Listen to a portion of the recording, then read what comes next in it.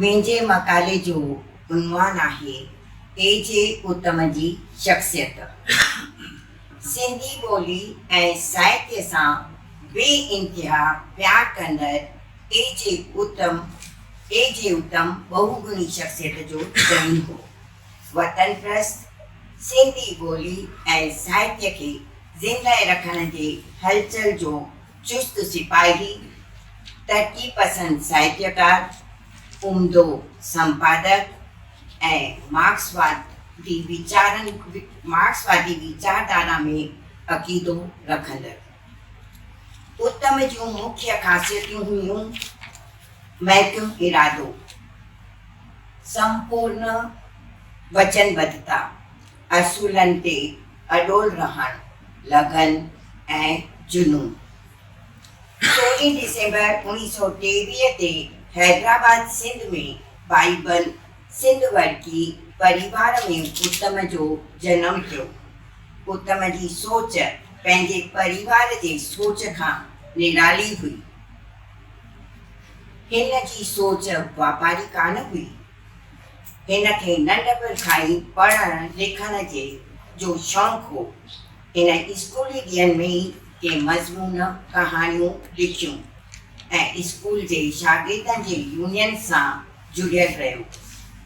उन दौरान हिन जी हेठि वेठि हशू केवलरामानी ऐं सोभी ज्ञानचंदानीअ सां थी, जिन जे वीचारनि जो मथिस काफ़ी असरु थियो।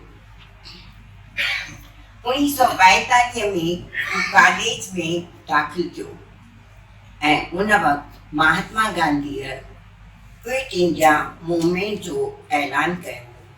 9 अगस्त ते क्विट इंडिया मूवमेंट थी। भला वतन प्रस्त उत्तम पाण खे इन मूवमेंट खां कीअं थे परे रखी सघियो। हुन मूवमेंट में बहिरो वरितो ऐं पहिरीं ॾींहुं गिरफ़्तार थियो ऐं 1 साल लाइ खेसि जेल मोकिलियो वियो। जेल मां ॿाहिरि अचण बैदि उत्तम कॉलेज में प्रोग्रेसिव अदीबनि जी हिकु ग्रुप ठाही, जंहिंमें लेखराज अज़ीज़, तीर्थ वसंत ऐं ॿिया साहित्यकार हुआ ऐं उहे अदबी क्लास हलाईंदा हुआ, जिते पंहिंजूं रचनाऊं पढ़ंदा हुआ। उन वक़्तु कॉलेजी दौर में ई कॉलेज तरफ़ां निकिरंदड़ मैगज़ीन फुलेली जो उत्तम एडिटर पिणु चूंडियो वियो। उत्तम जी ॾेती लेतीअ जे मिसइले ते लिखियल कहाणीअ खां मुतासिर थी सुंदरी उत्तम चंदानी त पोइ थी सुंदरी हुन जे वेझो आई ऐं ॿई शादीअ जे बंधन में ॿधिजी विया।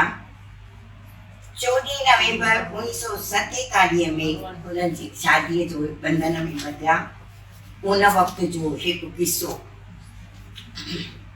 वेॾीअ वक़्तु जॾहिं सुंदरीअ जी माउ सुंदरीअ खे सोना चूड़ा पाए रही हुई, तॾहिं असूलनि ते अडोल उत्तम उथी खड़ो थियो, जुती पाए हलणु लॻो।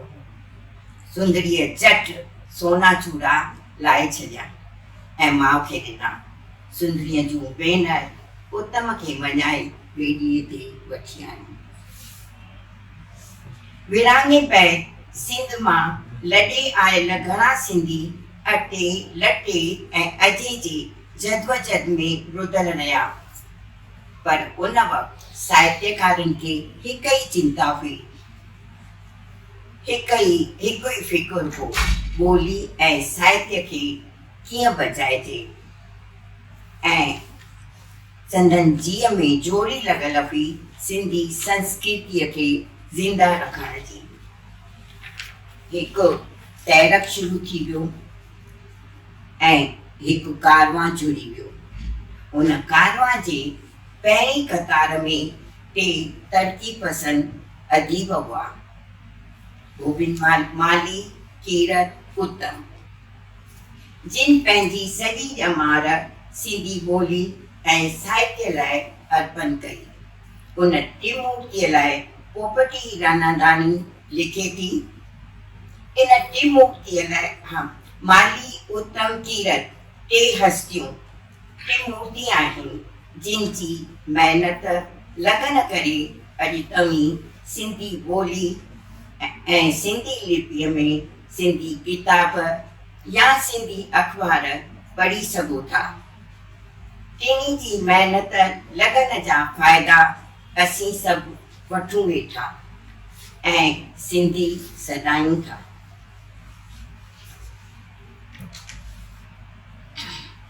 1949 में उत्तम मुंबई में अची थाईंको थियो ऐं हू एमयू मलकाणीअ जे जोड़ियल सिंधी साहित्य मंडल सां जुड़ी वियो। साहित्य मंडल जो उत्तम सेक्रेटरी थी पियो रहियो। मंडल तरफ़ां अदबी क्लास हलंदा हुआ जिते साहित्यकार पंहिंजूं रचनाऊं पढ़ंदा हुआ। मंडल सिंधियुनि खे जोड़ण ऐं सिंधी ॿोली खे बचाइण लाइ तहरीक शुरू कयो। सम्मेलन कोठाया जिन में हज़ारे सिंधी शिरकत कंदा हुआ।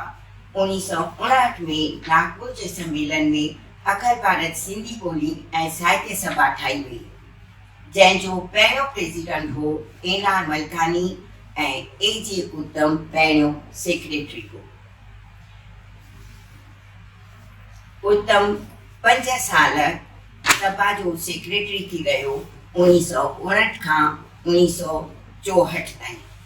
हुन जे सेक्रेटरी पद ते रहंदे हर साल सम्मेलन थिया ऐं सिंधियुनि में सुजाॻी आणण जो कार्य थियो। 1960 में चेटी चंड खे सिंधियत ॾींहुं करे मल्हाइण जो पिणु ठहराव पास कयो वियो। हिक तरफ़ सिंधी साहित्य मंडल ऐं अखिल भारत सिंधी ॿोली साहित्य सभा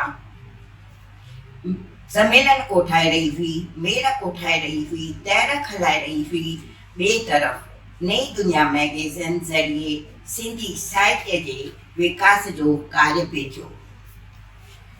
सिंध में गोबिंद माली नई दुनिया मैगज़ीन 1947 में शुरू कई पर विरहाङे जे सबबु उहा बंदि करणी पई। 1948 में बिहारी छार ॿिया इन मैगज़ीन खे नए सिर हिंद में शुरू कयो। जंहिंखां पोइ लक्ष्मण राजपाल ऐं तंहिंखां पोइ संपादकी मंडल ते जंहिंमें उत्तम बि रहियो ऐं ॿिया साहित्यकार बि रहिया इन नई दुनिया हलाई। 1957 में साहित्यकार सोचण लाइ मजबूर थिया त नई दुनिया खे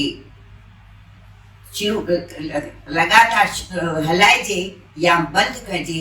माली मुश्किलातुनि जे करे उन वक़्तु उत्तम अॻियां आयो ऐं उनखे लॻो मैगज़ीन खे बंदि करण सां तहरीक खे ज़रब रसंदी ऐं 1957 खां 1973 ताईं उत्तम नई दुनिया संभाली ऐं इन जे दौरान संपादकी दौरान में नई दुनिया जो मयार काफ़ी ऊंचो थियो।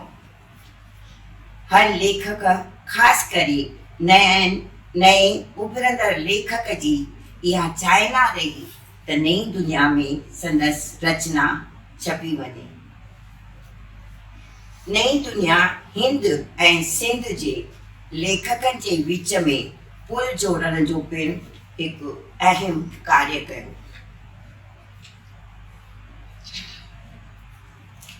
नई दुनिया में सिर्फ़ उत्तम मवाद न हथ कंदो हो, इश्तिहार हथ करणु, पनो वठणु ऐं उन्हनि खे पोस्ट करणु, उहो हिकु अकेलो शख़्स उत्तम इहो सभु कार्य कंदो रहियो। उत्तम 1949 खां मुंबई जे सचिवालय में नौकरी कंदो हो।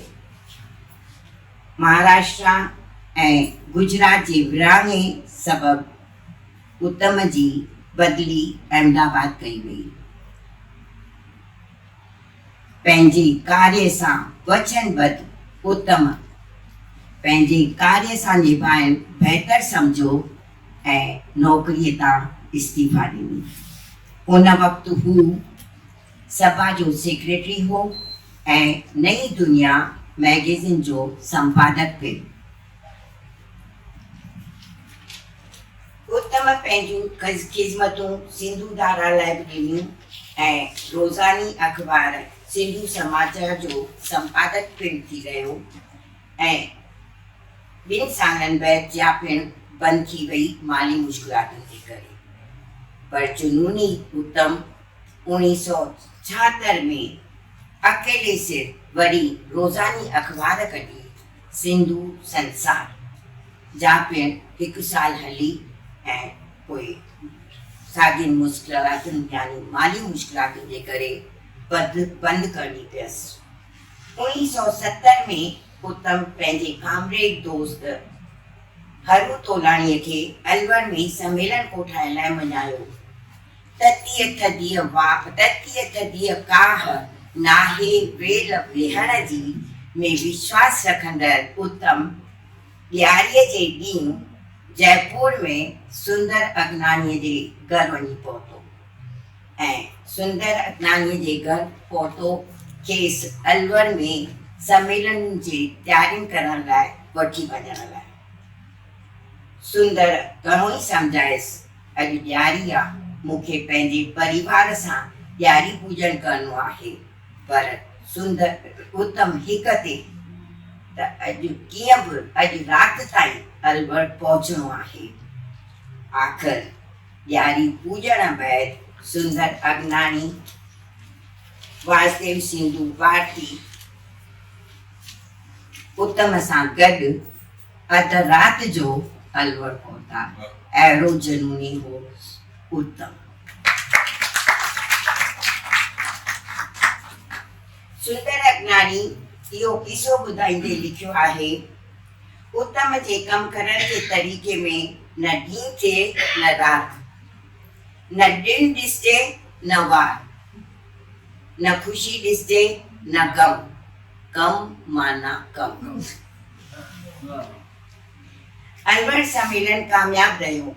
उन सम्मेलन में ठहराव पास कयो वियो त सिंधी हिक ॿिए खे जय सिंधी करे खिकारींदा। उत्तम जो रोल बतौर तरक़ी पसंद साहित्यकार पिणु अहम आहे।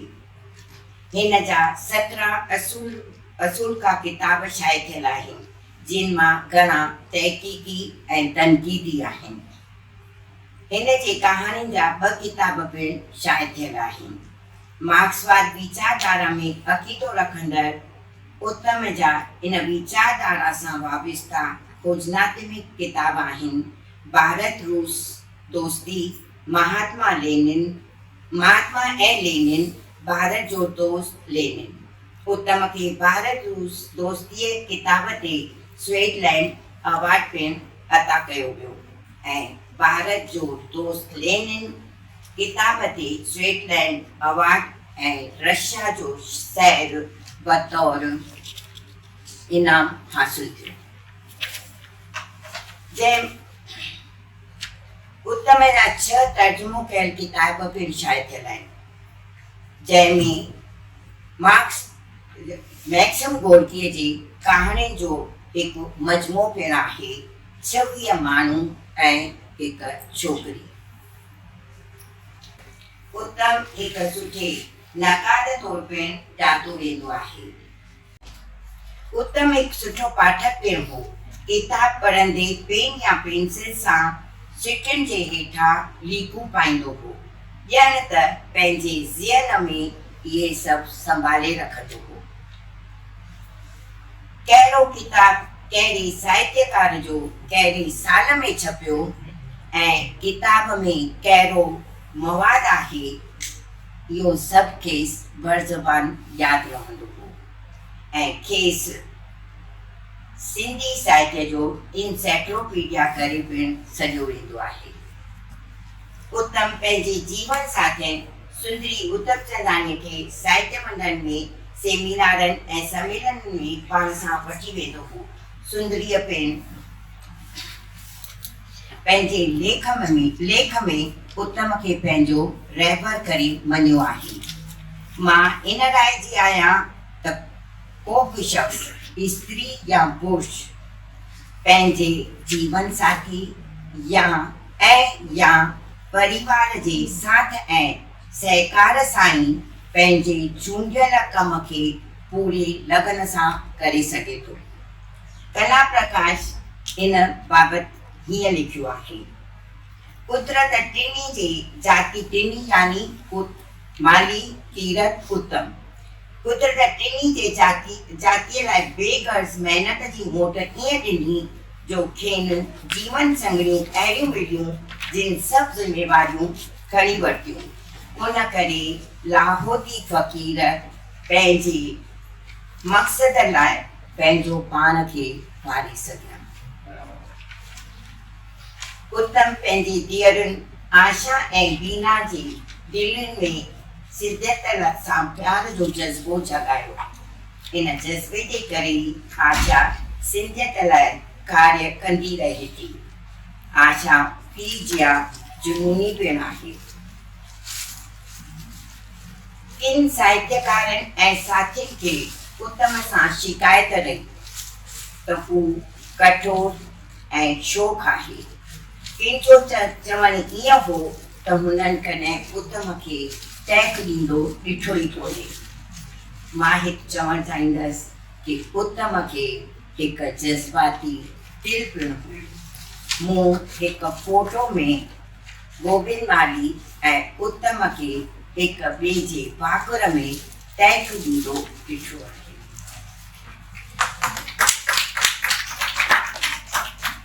किन जी वरी शिकायत रही त उत्तम कड़ी नुक्तचीनी कंदो आहे ऐं मुंहं ते फहिकाए ॾींदो आहे, पर उत्तम खे सुठे साहित्य ऐं सुठे साहित्यकार जो क़दुरु पिणु हो। अदबी क्लास में जॾहिं को साहित्यकार सुठी रचना पढ़ंदो हो त उत्तम उन जे कॾु लॻी वेंदो हो उहा रचना हासिल करे नई दुनिया में छपण जे लाइ। साॻीअ तरह हुनखे साहित्यकारनि जो पिणु क़दुरु हो। हुन गुली सदारंगाणीअ खे 10,000 रुपयनि जो इनाम पिणु ॾिनो। उत्तम खे कॾहिं पैसे सां मोह न रहियो। इनाम तौर मिलियल रक़म या त हू कार्य लाइ ख़र्च कंदो हो या त किन साहित्यकारनि खे इनाम तौर ॾींदो हो। किन मान वारनि अदीबनि जा उत्तम बाबति राया। शेख हयास उत्तम जो सिंधी अदब में ख़िज़मतूं विसारे नथियूं सघजनि।